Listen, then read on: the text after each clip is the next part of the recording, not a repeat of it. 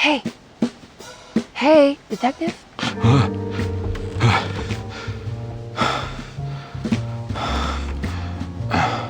What are you doing? Oh, I found something. Great. Was it alcohol? God, no, I just got the wind knocked out of me. I think I know how to break the contract with the Dark Man. What exactly does that mean? Everything going back to normal. Alright. I found some more information on Dorsetto and the patients.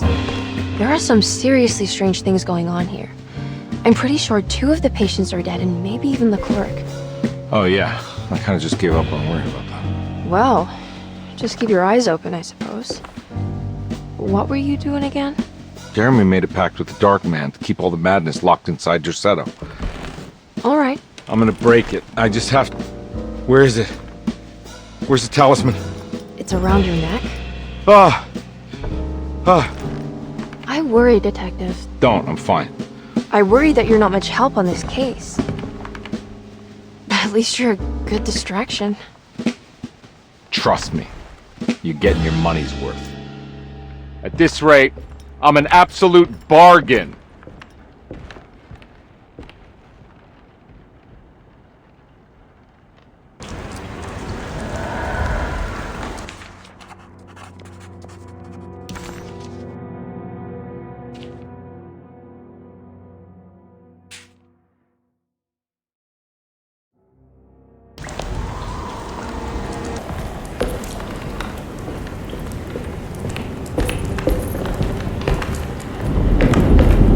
Just what this evening needed. Some ambiance.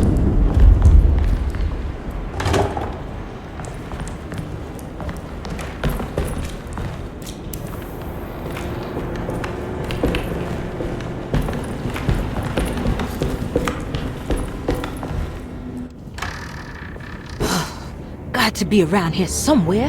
He wouldn't leave this house. I don't know what to think anymore. You run into that detective fella? Who is he?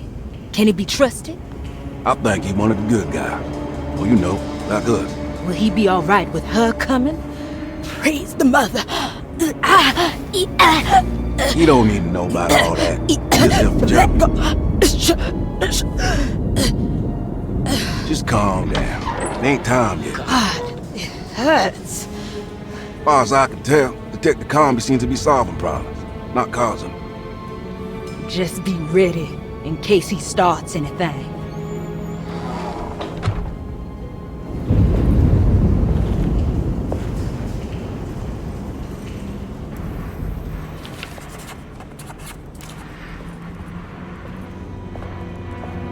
The 2 orderlies still hadn't found Jeremy. Conby figured this was good news. Emily had reminded him about some strange deaths at Dorsetto, and Conby wasn't sure who he could trust.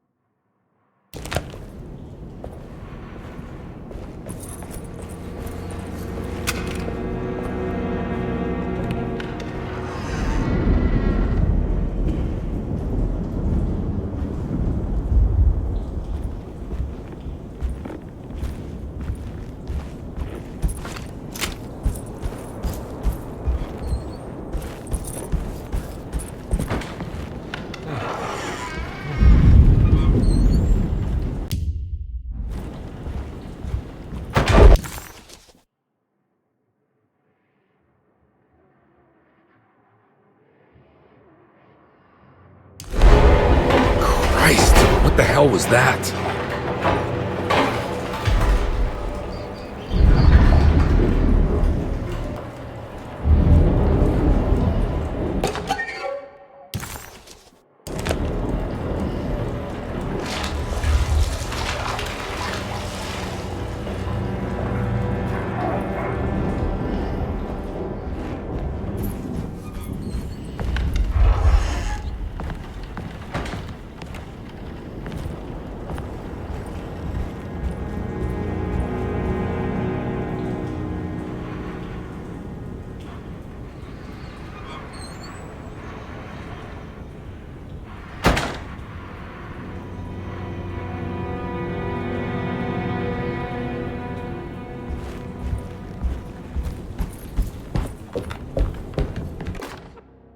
We must have faith that Jeremy's pact with the Dark Man is a bluff. If we are lucky, our visitors will find him and prove it's all nonsense before night falls. What is true is our attempt to call on her. Too many things have happened for this evening to be in vain. Think of Jack and Cassandra, even Perosi, whose circumstances I can't understand. Grace is a goat without horns. She knows it and will play the role. You must talk to your brother, Baptiste. I worry that he will fail us. Mrs.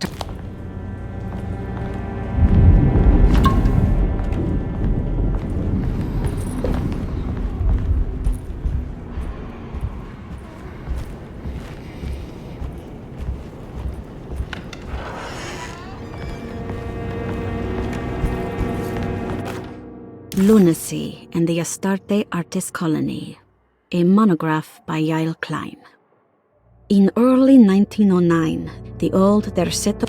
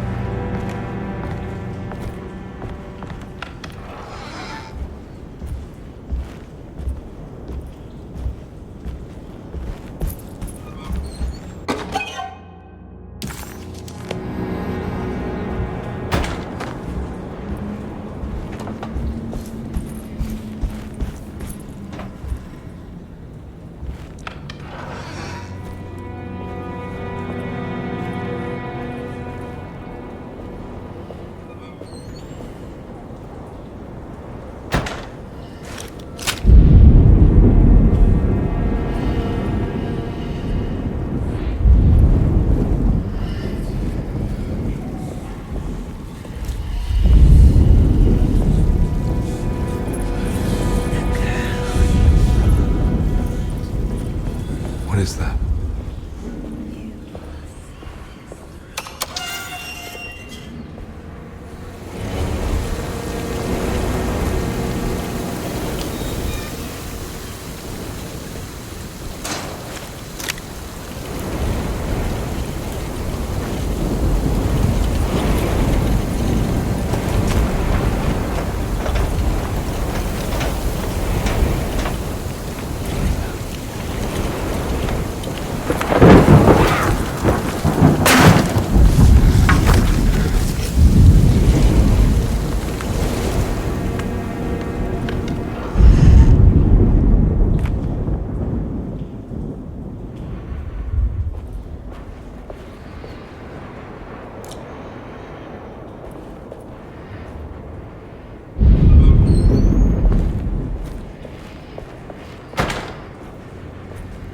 I need the key.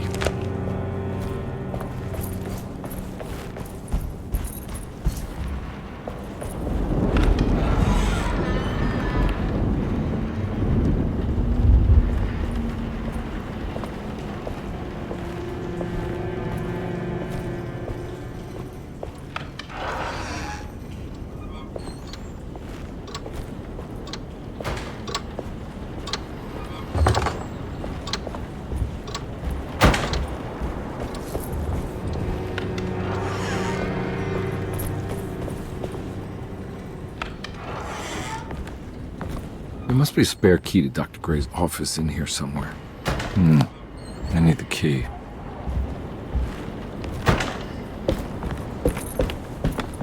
have the combination for this. Maybe...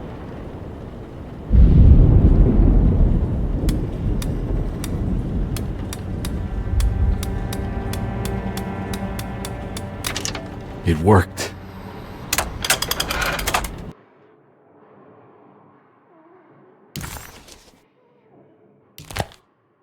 The last guest in the empty room suffered from severe maladaptation. I must write this down, because if I understand the condition sufficiently, it could make me deny this fact at a later date, and there is reason for me to think I may come to suffer the consequences from this dysfunction, as some who came in contact with the guest seemed to adopt a new worldview in which everything was predetermined but broken. Upon accepting this worldview, some memories became unmanageable and later rejected. I do not know what this means. I cannot even remember the fate of the guest. I think they were simply misplaced one day and forgotten. Just like all documents pertaining to this guest, they have all been destroyed, or they never existed in the first place. Who wrote this? There has never been a guest in the empty room.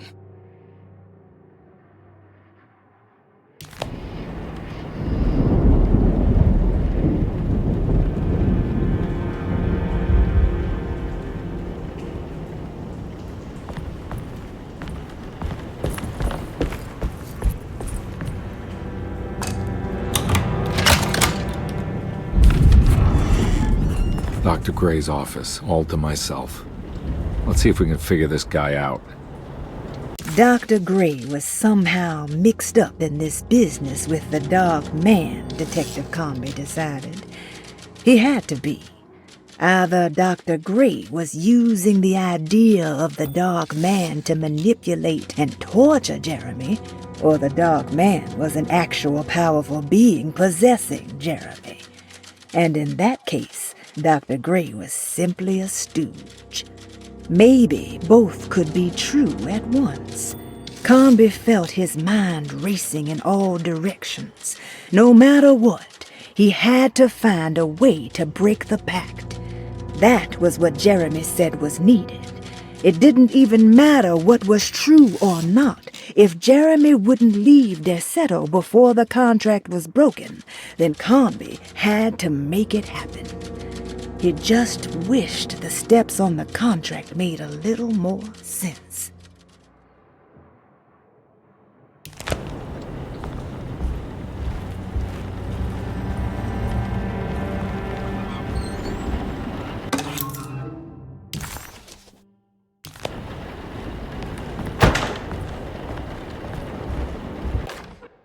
Dearest Dr. Manzetti, I find myself in a losing battle with my patient. As I've disclosed in my previous letter, his delusions have him completely captured. It's bad enough that he is torturing himself with paranoia, but his madness turns out to be quite persuasive to others, effectively laying the ground for mass delusion. I am writing to you in hope that you can give me some guidance. Beyond my ambition to avoid devastating surgery on my patient, I have grown worried about my own defenses. The words of my patient are deranged, yet they often resonate with something primitive within me. I have tried photographing his brain with X-rays. It was surprisingly difficult to get good results. Dark blotches on the plates kept obscuring all details. My patient looked at the bad plates and cried out in terror, telling me the dark areas was the shadow of the worm, eating him from inside. I could not see anything out of the ordinary. I hope this is a sign that my mind is not as receptive to the madness as I had feared. After further inquiry, my patient described the shadows inside his mind as some kind of chthonic monstrosity that wants to undermine his sanctuary. This is clearly a reference to a place he calls Teroea, a sort of library or convent that works as a psychological haven. With this imaginary haven threatened by this Chthonian, he has now constructed another, less pleasant hiding spot. Lately, he has been bringing up a metaphor of a steamboat that has run aground, that he feels like he needs to start the engines and reverse, but he is afraid that the hole in the hull would cause the whole ship to sink. I've been watching him turn this metaphor into reality for the last week. He knows it's made up, but he is doubling down, trying to make it a real memory. I feel certain that this is my chance to break through the barriers of his self-deceit.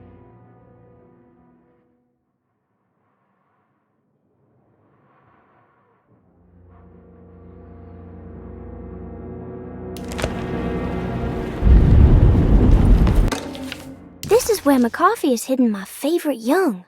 It's very important.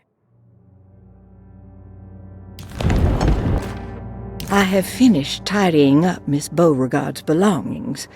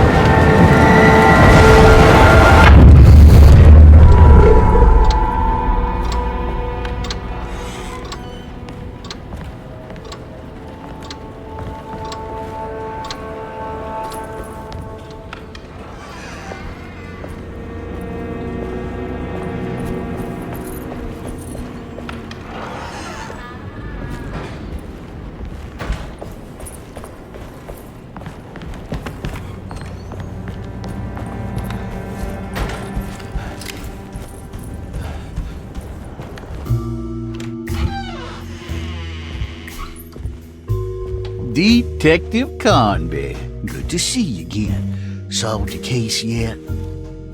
I'm trying. Hey, Grace, you okay? Oh, she is just peachy, Detective. Are you looking forward to the Feast of St. John, Grace? I can't wait! Kids, ain't they great? What exactly are you planning for tonight?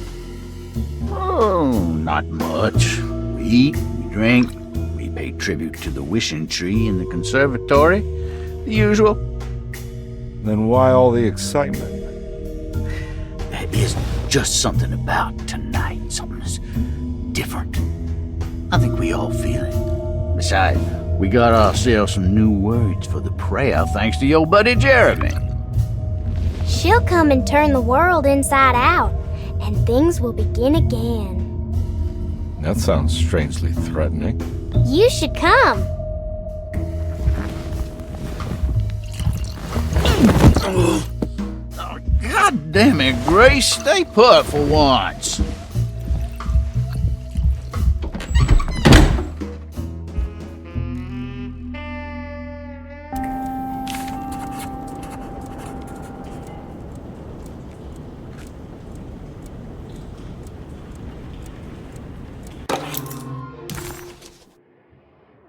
Better hold on to these. Wouldn't want them to get lost. There's something missing.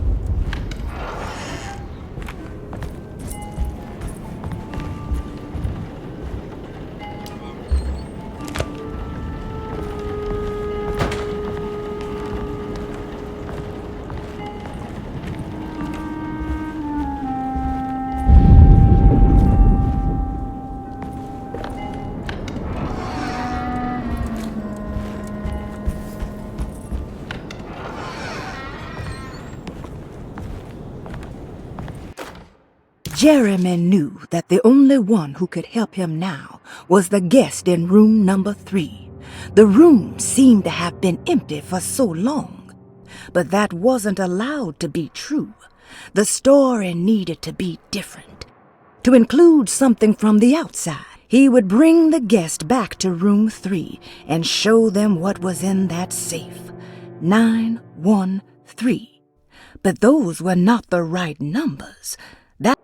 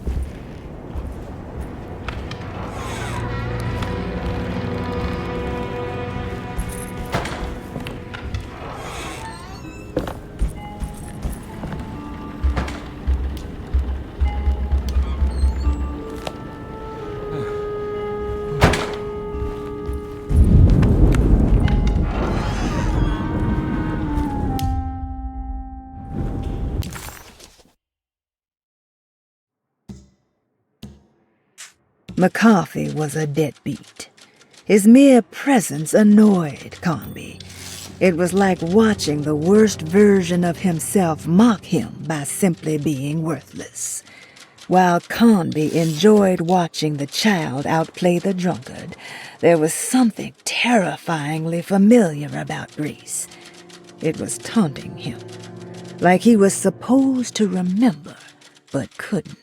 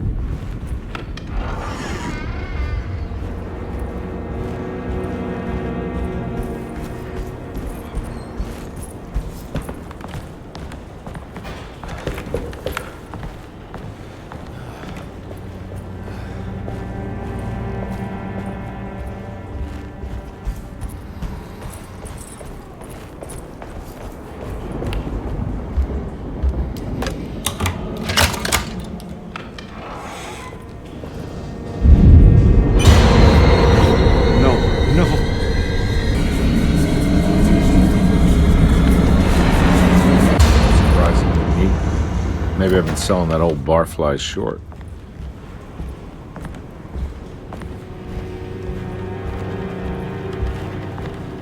Looks like McCarthy has something hidden inside.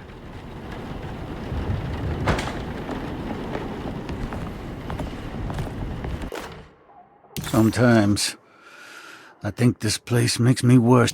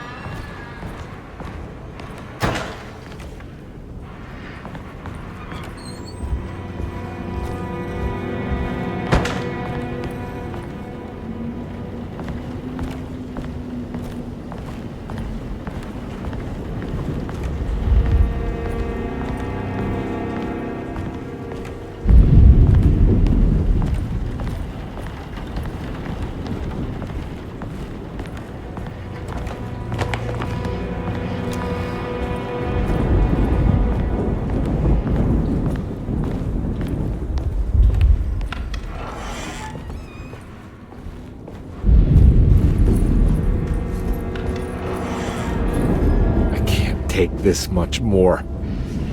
This has to end.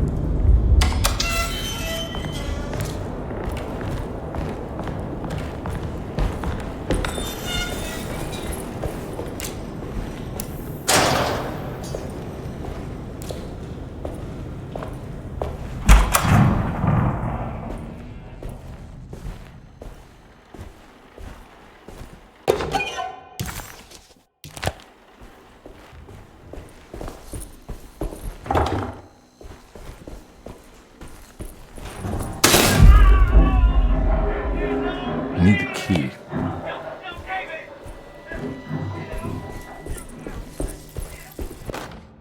Hypothetical psychosurgery based on the ideas by Burckhardt and the St. Petersburg research could end up saving Jeremy's mind. Severing the connections around the frontal lobe would certainly solve most mental afflictions. The procedure would be brutal in performance, as well as in efficiency.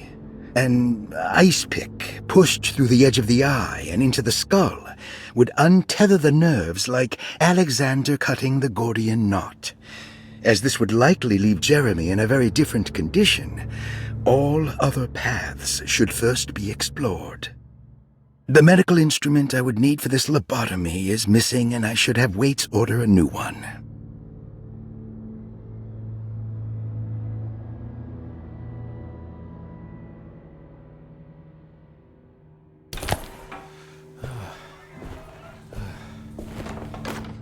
Radiography.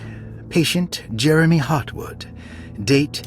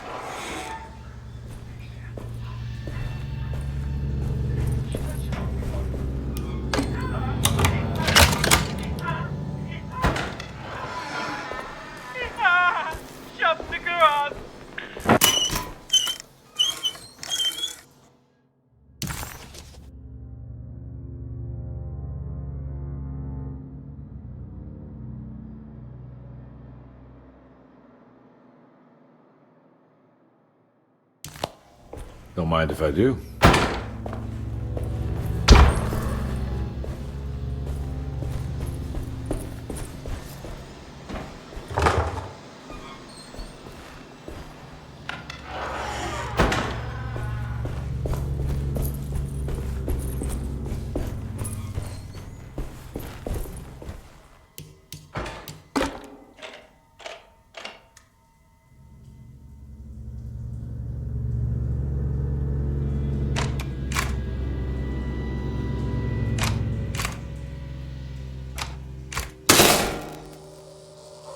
That's better.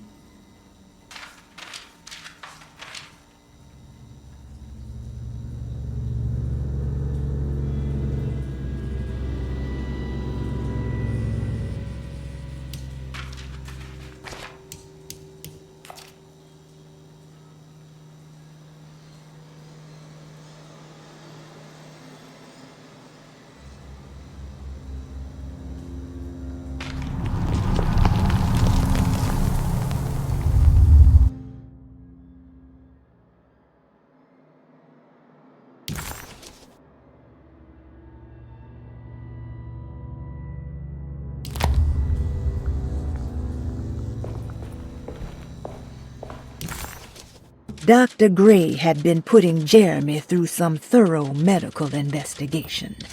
He was trying to break through Jeremy's stories and get to some truth, just like Comby was. Could Dr. Gray have been trying to break the contract as well?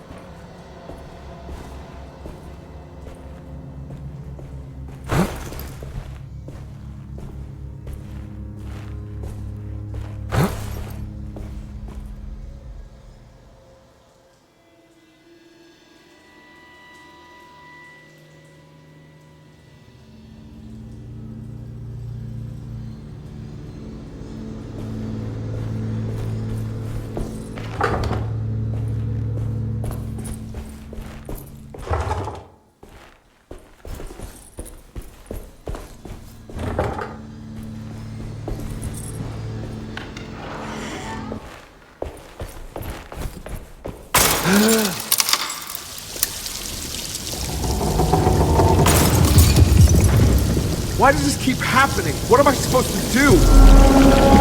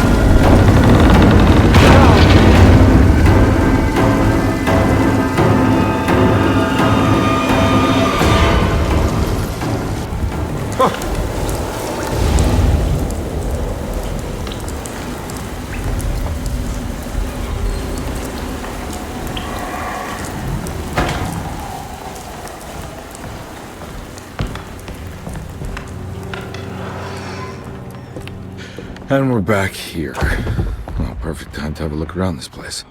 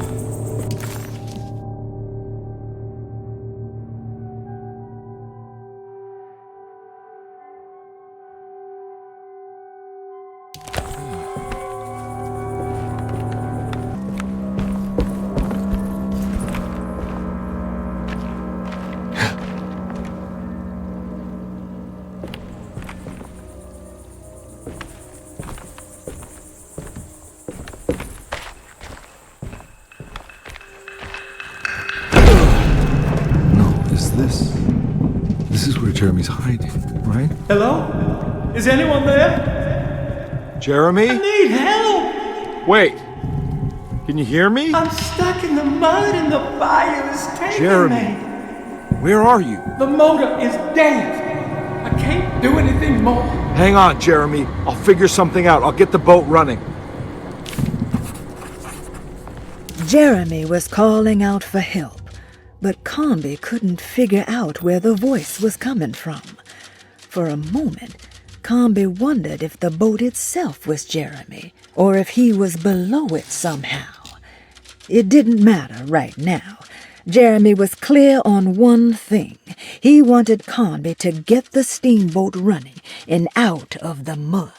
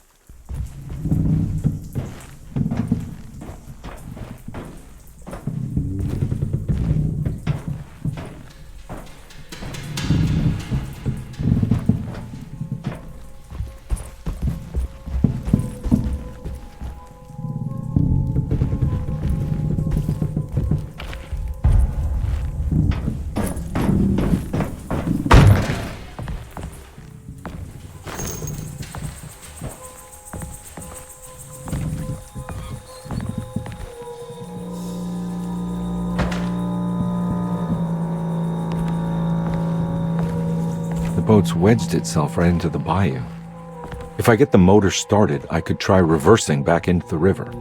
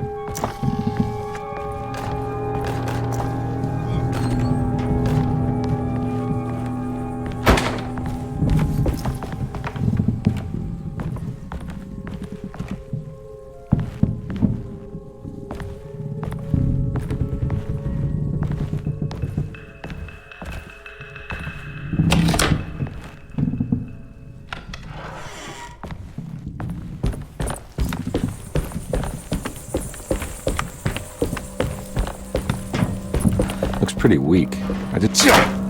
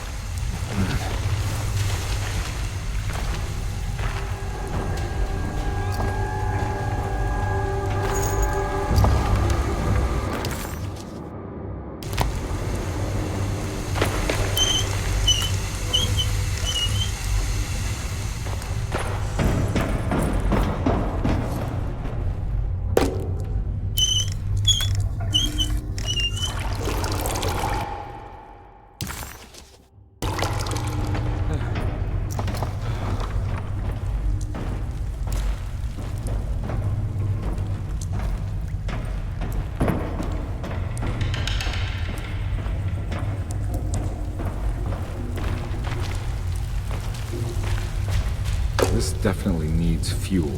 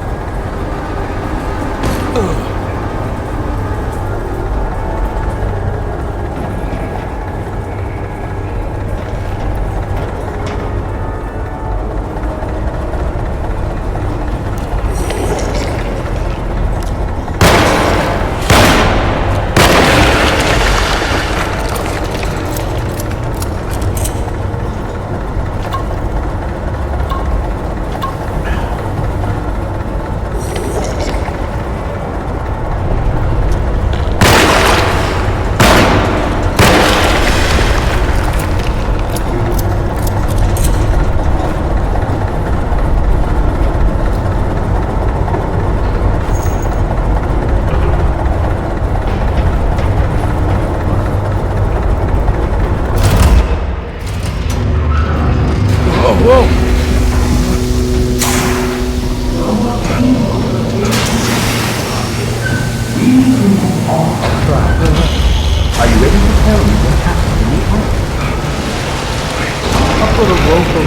neck, and then I strangled all the life from my body. Are you under the impression that you died? No. I was supposed to die. What does that mean? That you were supposed to die? I'm the catalyst. I had to die to make the story. What are you referring to, Jeremy? 30 years ago, Frederic needed me to die. You're not making any sense, Jeremy. Come on. Find your focus. Hey! I cheated everyone. I didn't play my part. Hey! I escaped Hey! my doom. My destiny. Again, find Hey! your focus. Hey, I'm right here. What the hell is going on? Now everything is wrong. Nothing is in Hey! I'm right here! Calm down, Mr. Conby. What do you want? Were you not talking to Jeremy right now? I haven't seen Jeremy all day. Are you all right, Detective? No. Actually, I don't think so. Well, maybe. I'm gonna go look for Jeremy. Good. Let me know if you find him.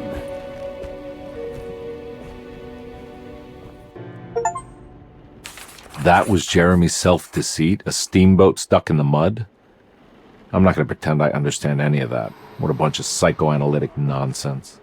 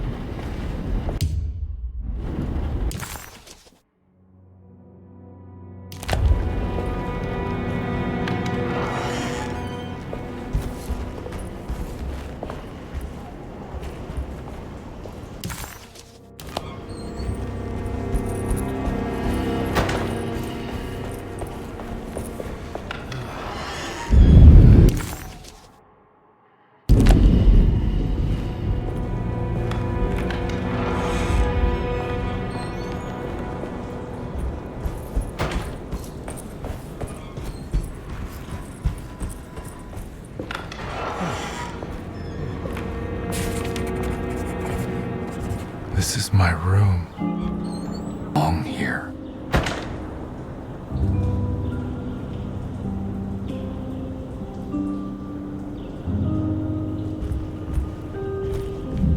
I know the combination. I carry it with me.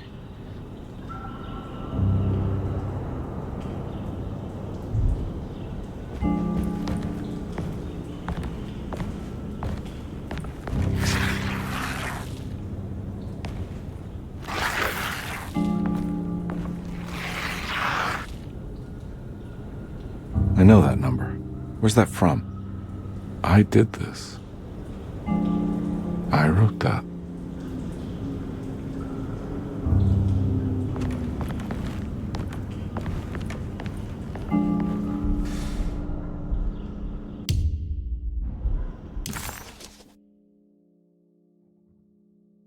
The empty room always felt familiar.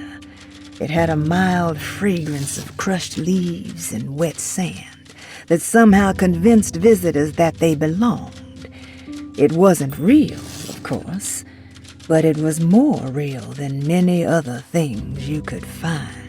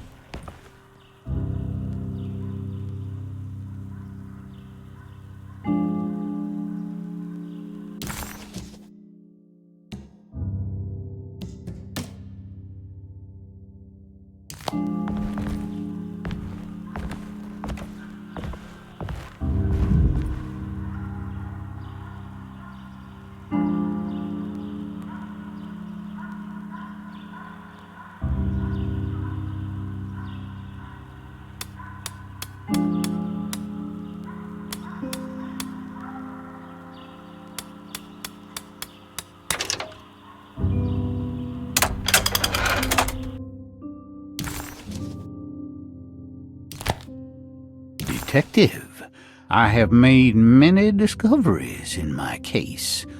The child we want is safe, thanks to good people like me and you. We're so similar, but you don't see all the things I do. To find your man, Jeremy, you also need to look for the girl. It has always been that way. The young deliver us all. You should have a look in my room. There's a piece of the puzzle you will need. Take care now. My coffee. How long have I been here?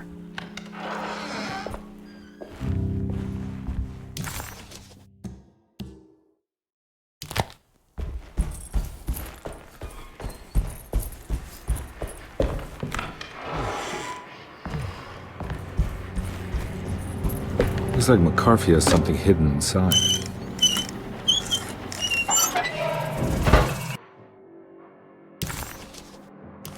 Why would McCarthy lock this up? Was he trying to keep Grace from completing the shame? If so,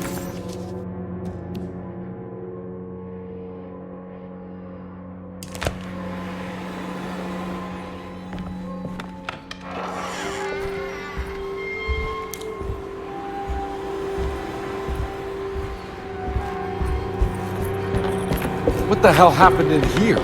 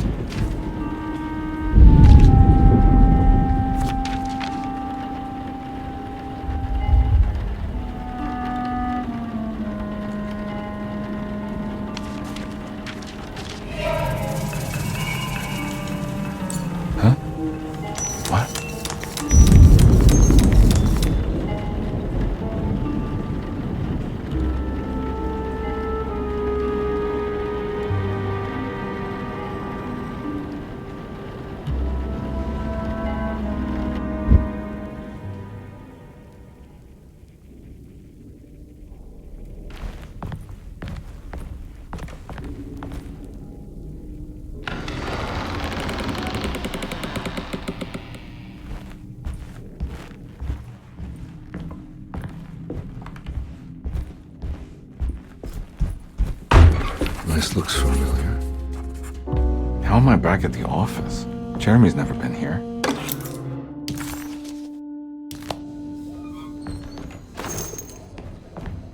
That's me, isn't it?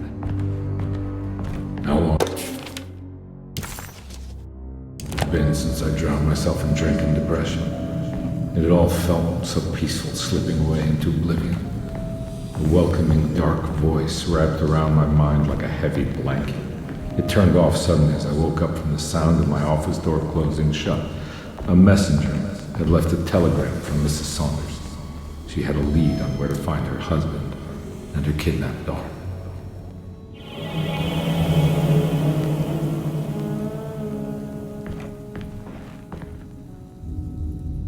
God, I used to drink so much back then. When was this exactly? What case was I working?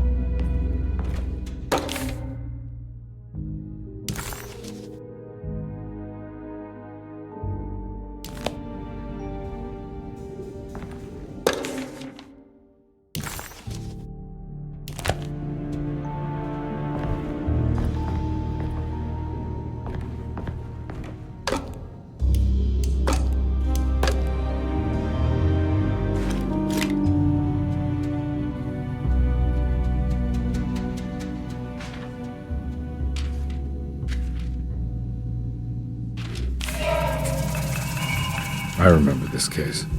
Some kid got taken by her father, headed out of state, but he had made a mistake by selling a painting that his wife actually cared about to a collector named Thornhill to fund his venture.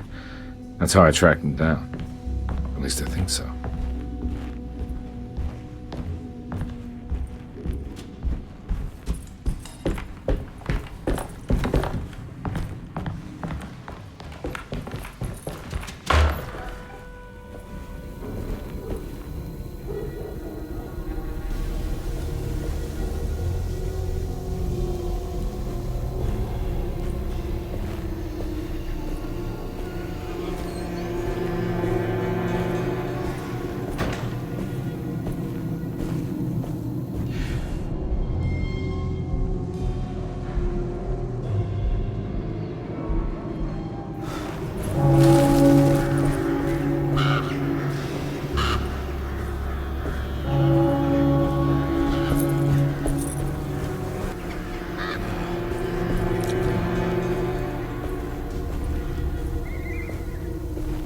Thornhill wasn't a bad man, but he had principles keeping him from handing out information about his deals. So he needed some convincing.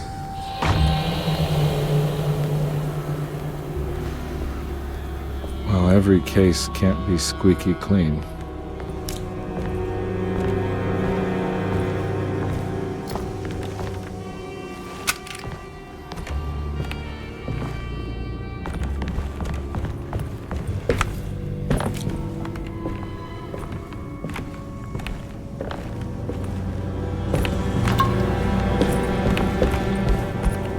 Mr. Saunders had sold a valuable painting to Thornhill, hoping the money would carry him to wherever he was going.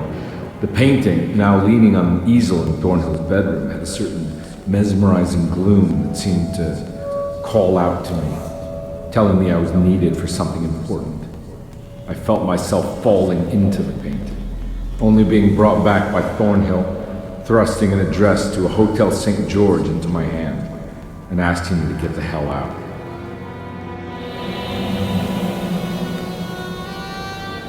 I don't remember this at all. I can't say it didn't happen.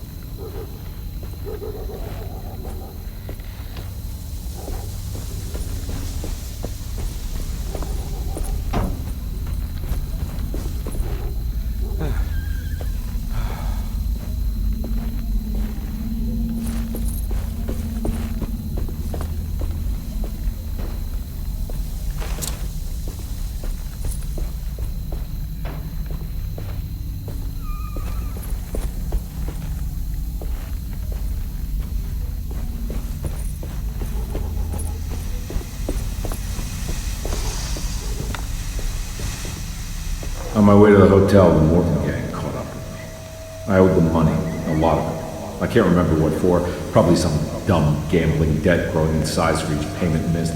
I punched one of them out, and I sent the others packing. It was a stupid move. They'd be back. Great numbers.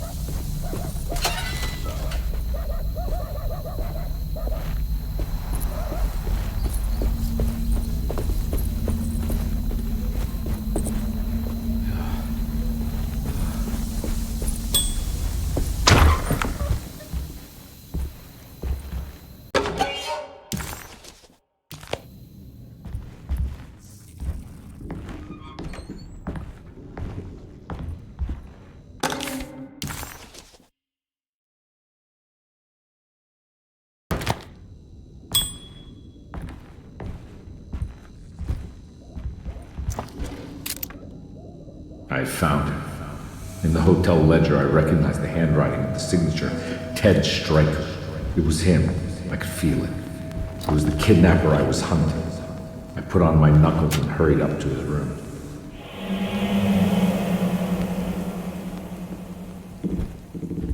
Something about that name, Ted Stryker, rings a bell. Feels vaguely familiar.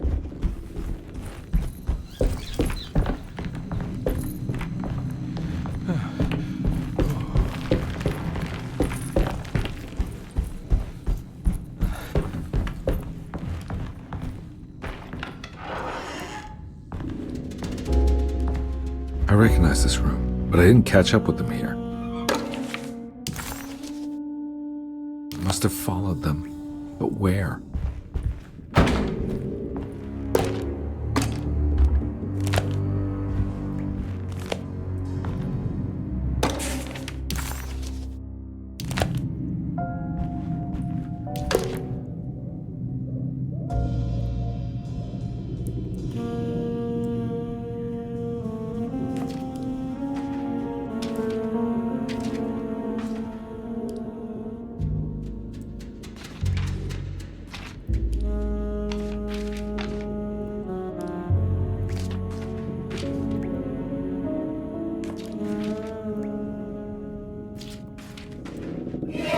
That's right, he was running away, ditching his old life and marriage in New Orleans to find something better in Tallahassee.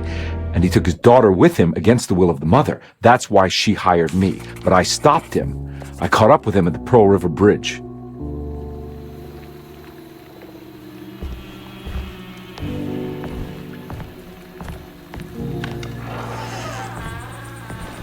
Pearl River. This is where I caught up with them. This is what the Dark Man wanted me to revisit. But I'm still not seeing it. What am I forgetting?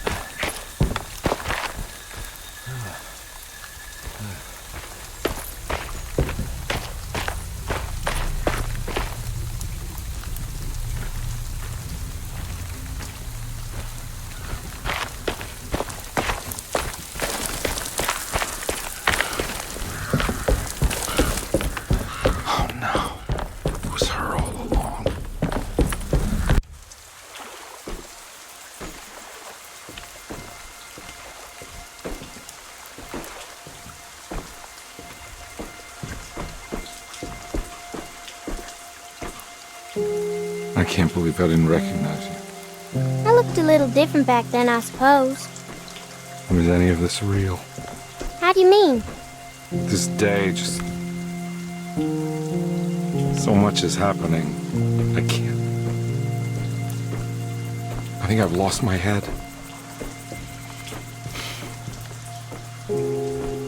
Do you need me to apologize? I mean... I am sorry. I don't think I need to begin to explain. You're just a kid, Grace. I'm really sorry. I didn't mean for it to happen. Lies. More lies. No, really. I thought I was being a good guy by handing you over to your mother. I didn't know. I couldn't have known that she wouldn't care about you. I don't know how this works. What is this for? Some form of admission of guilt. Maybe acceptance. It's what the Dark Man wants. I guess we just watch my father die again then. You think he's alive? I know he is. He's down there, scared that he won't be able to get out. That he will drown with his daughter again. What are you saying? We gotta save him! We? Do it yourself. I'm down there with him, remember?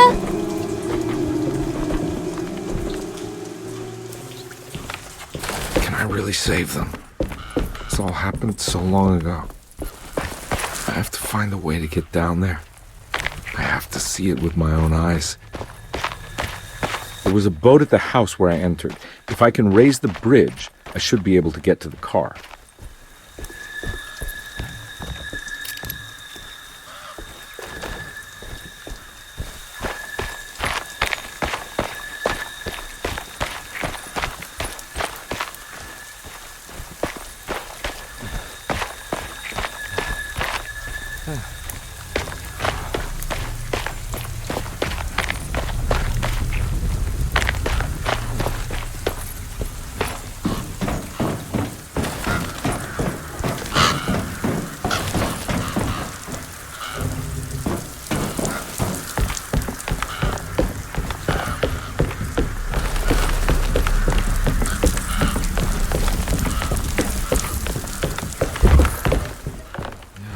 This must be where the bridge is operated. Nothing's happening. It's like something's holding it back.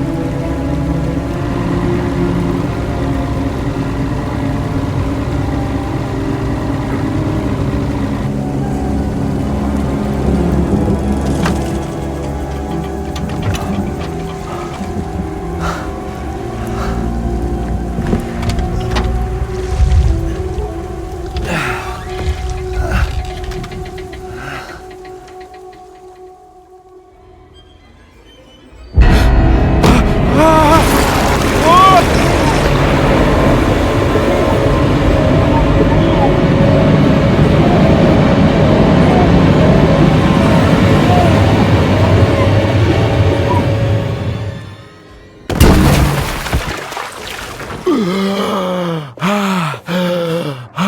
God, Carnby. Are you okay? Don't leave me alone. What the hell have you been doing? What's going on here? Look at this mess! I'm sorry, Mrs. Thompson. Don't make me kick you out of this house! Now get out!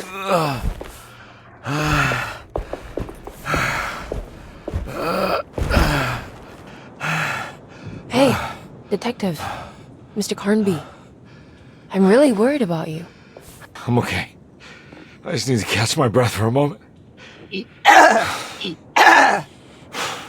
This place? There are some very disturbed figures around here. And I don't think it's just the patients. I've been reading some things about how Dorsetto has a deranging effect on people. I think it might explain things. What? Just take it easy, okay? I'm gonna go find a way into Dr. Gray's apartment. I want to know what he's hiding. Emily, don't worry. I think I'm close. I'm gonna set everything right. Just be careful.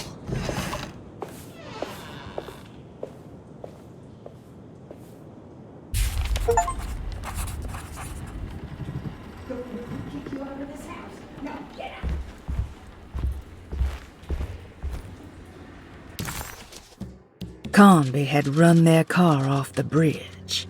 He pulled Grace out of the sinking car, but left her father to drown. He could have saved him.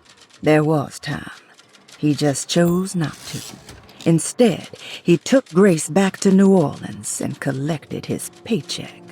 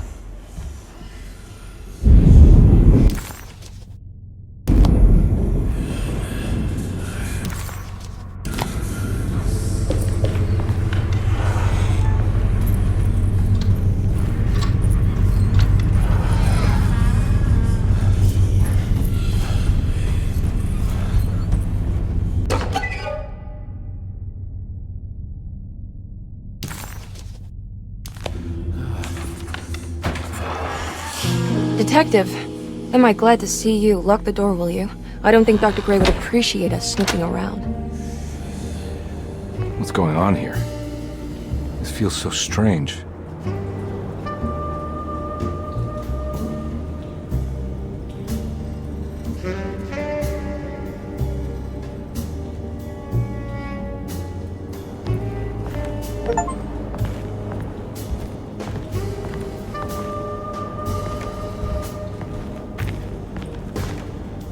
Have you found anything? What? Yeah, I've seen some things. Okay. Let me know if there is anything you want to talk about.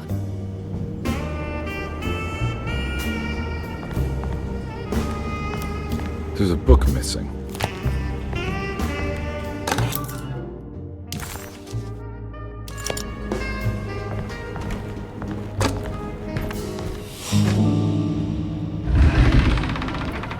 What did you do? I was just rearranging the books. Well, come on, let's check it out.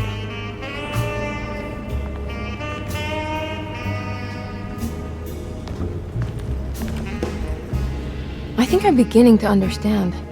Dr. Gray is dealing with some kind of mass delusion.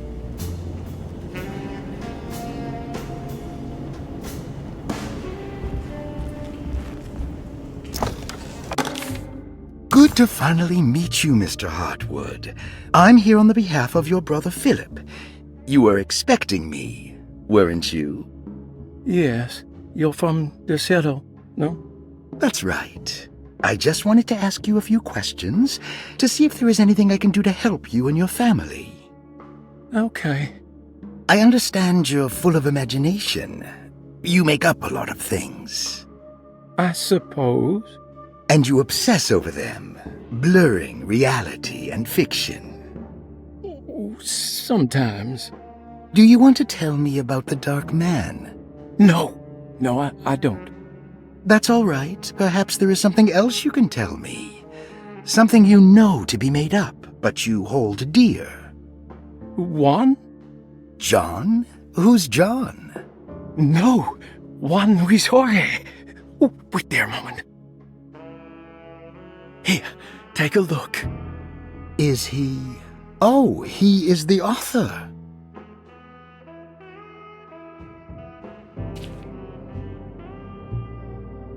It's a magnificent book. Life-changing even. The real Juan is long dead, but I like to think of him as my friend. My most beloved friend. I see. Do you often do this? Fantasize about people you read about? No. Well, there is Jacob. Who is Jacob? Turn to the last page.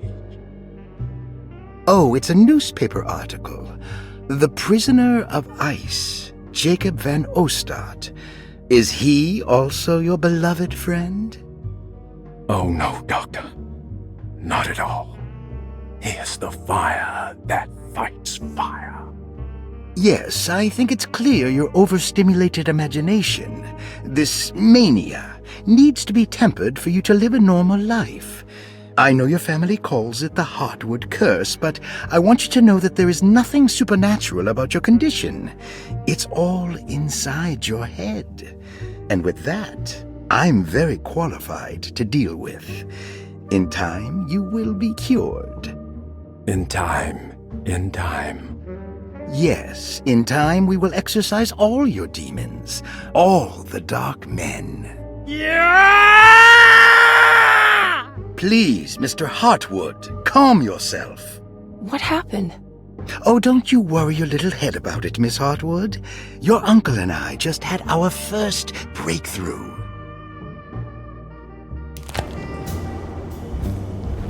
That mark on the floor looks like talisman positions, but from which direction should I look at it? The Snake Dagger, a monograph by Yael Klein. In Ludwig Prince.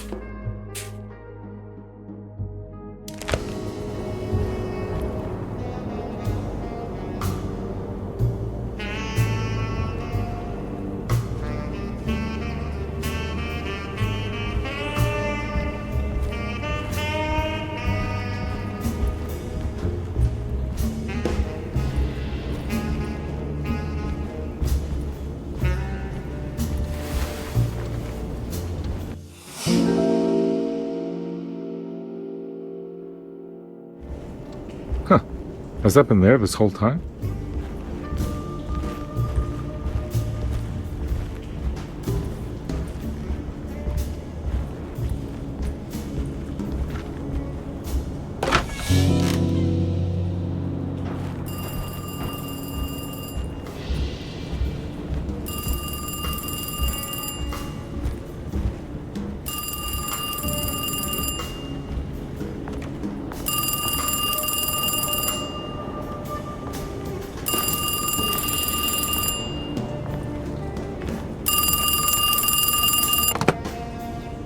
Hello?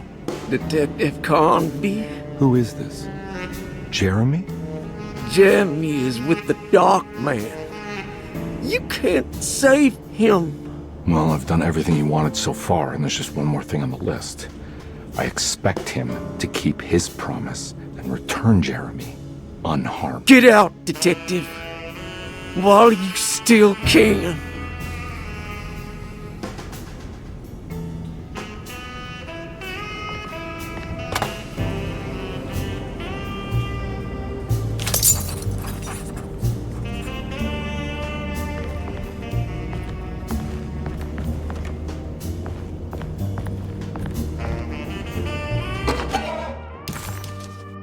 Okay.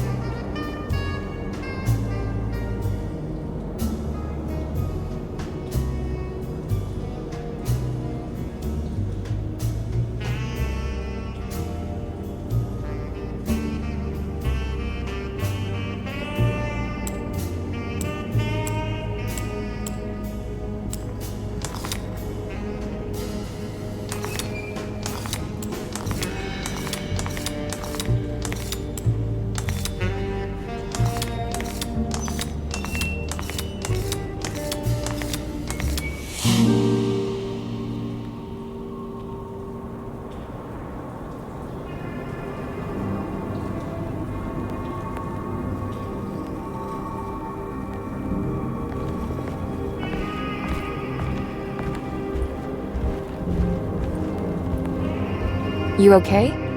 You look a little frazzled. Just stupid telephone. I know. I tried calling the police earlier. The telephone is completely dead. It's not... Yeah, no, the telephone isn't working.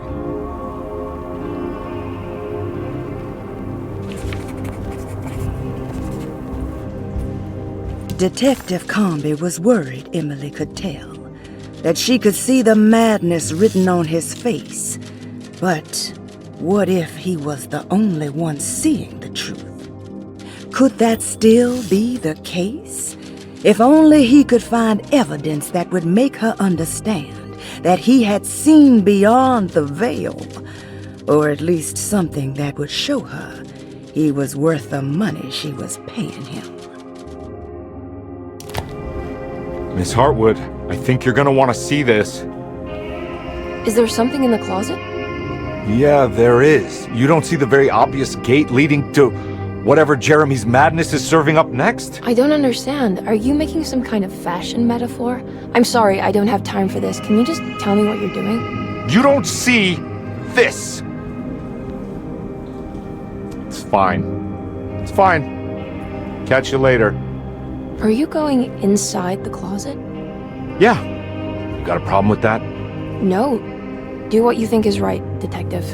Sorry, I didn't mean to. Goodbye, Miss Hartwood.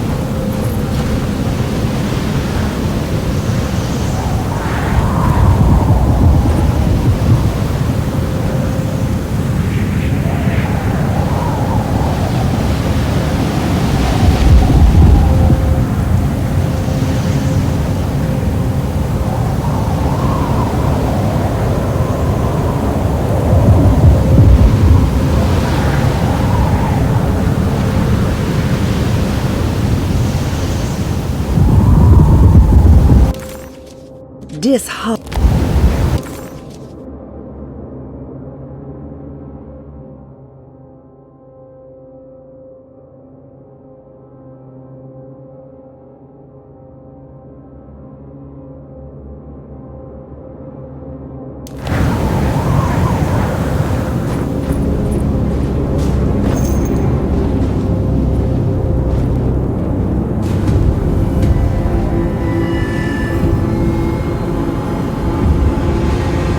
Hey, you! What are you doing here? What is this place? Turn back, detective. You're not wanted here. Whoa, take it easy. I'm not your enemy. Oh, you're wrong, detective. You're wrong.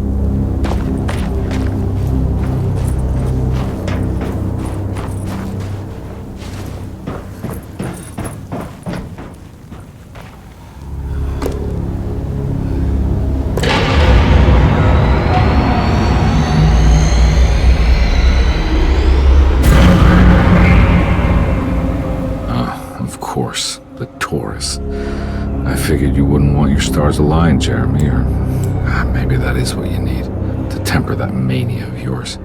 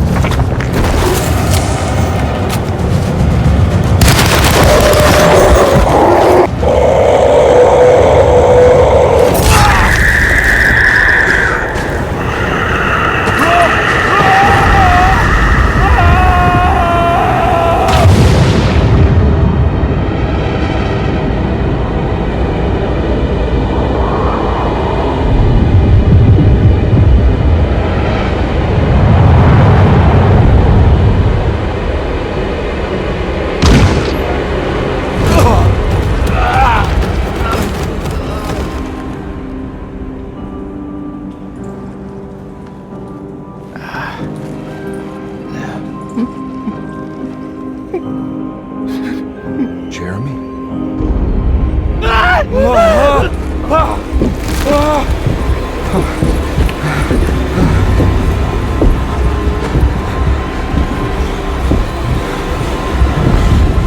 everything! Aren't you happy? Stupid charlatan! What more do you want from me? You want me to lose my mind? Oh, my Lord! Doctor! Baptiste! Quick! Jesus. What are you thinking, compadre?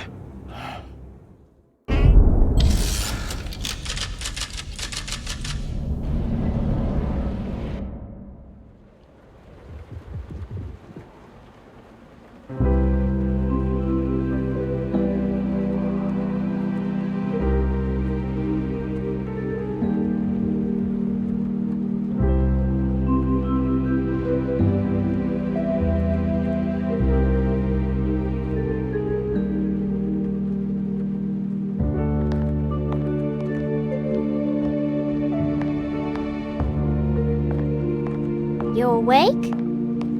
You are awake. Mr. Conby's up. Hey, buddy! I thought you'd be knocked out for the rest of the night.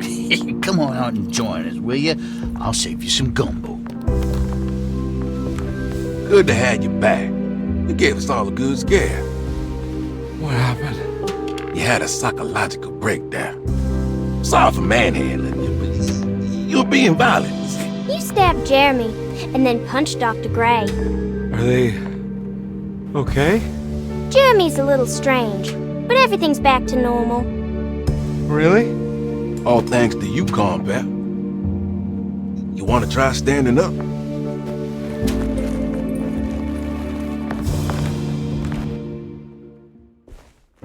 Well, if it isn't the hero of the day.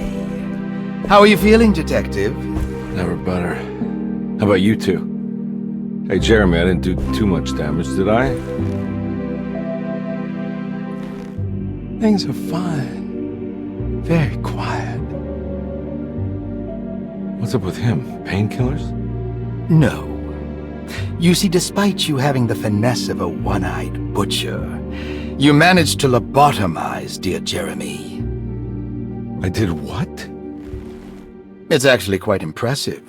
It's not like I hadn't considered it myself. I just wish Jeremy could have been helped without reducing his personality to that of an oyster. But he's gonna live. Of course. As long as someone keeps feeding him, he'll outlive the best of us.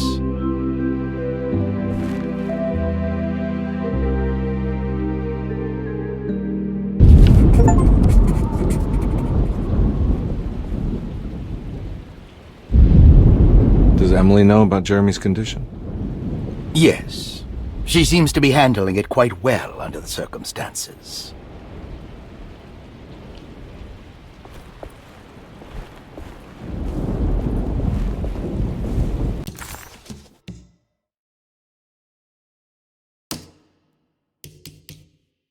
Everything was back to normal. Did any of it really happen? What had Conby actually been doing all night?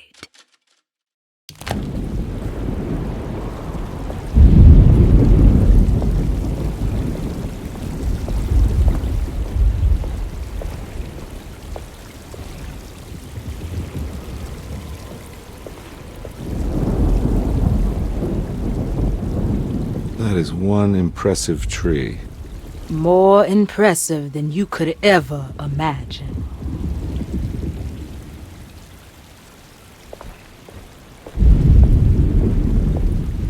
All right, tell me, what the hell's about to happen here? Every year we have a little turn-the-page ceremony by the tree. It's symbolical. It's like life has its cycles of grief and happiness. You know? Just like a tree facing the seasons. Things change, but remain the same.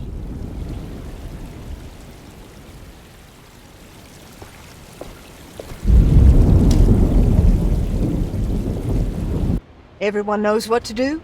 Y'all know the new words. Mrs. Thompson, we talked about this. I'm not sure everyone is comfortable. Doctor, I insist. This is important. We've waited for so long, Doctor. Let's just go with the old song. Not every change is an improvement. Boss, good or bad, we need to move forward. All in, Doc. Let's bet it all. But we don't know what we're dealing with. It'll be okay, Doctor. Better even.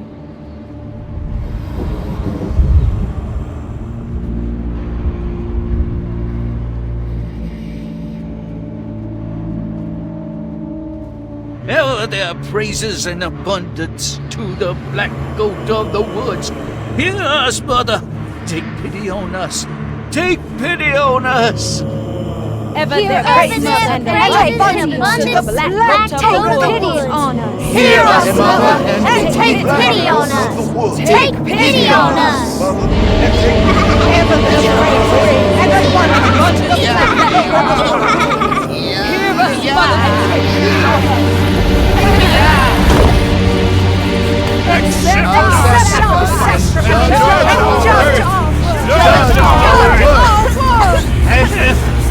Stop! Are you crazy? Grace! Stop! Stop!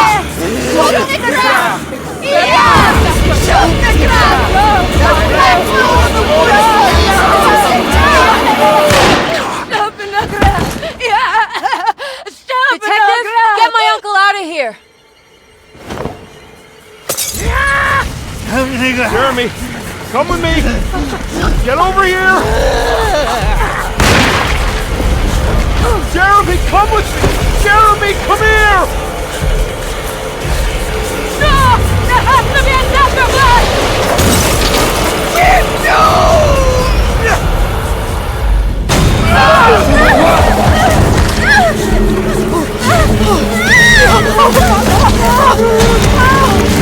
Jeremy!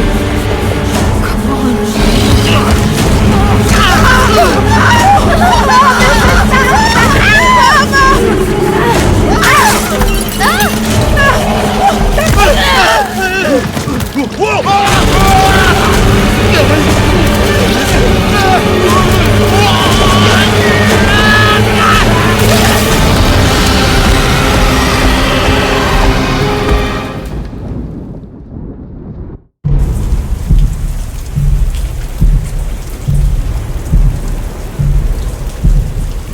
I can't let that monster leave Derceto. I have to...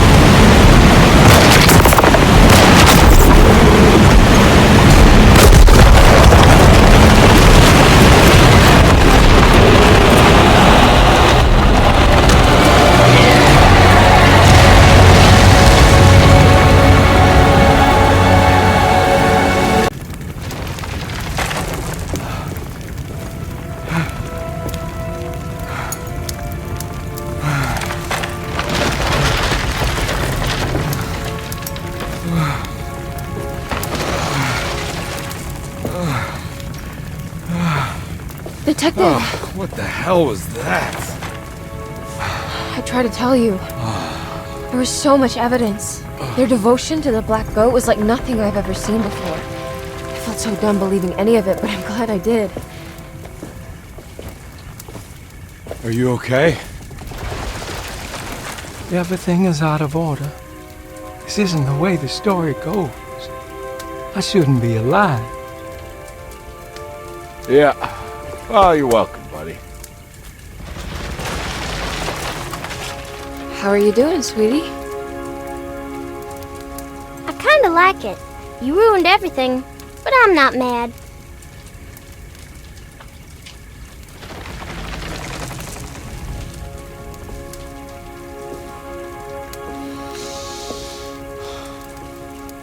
All right, you ready to head back to New Orleans? Come on, Jeremy. We're leaving.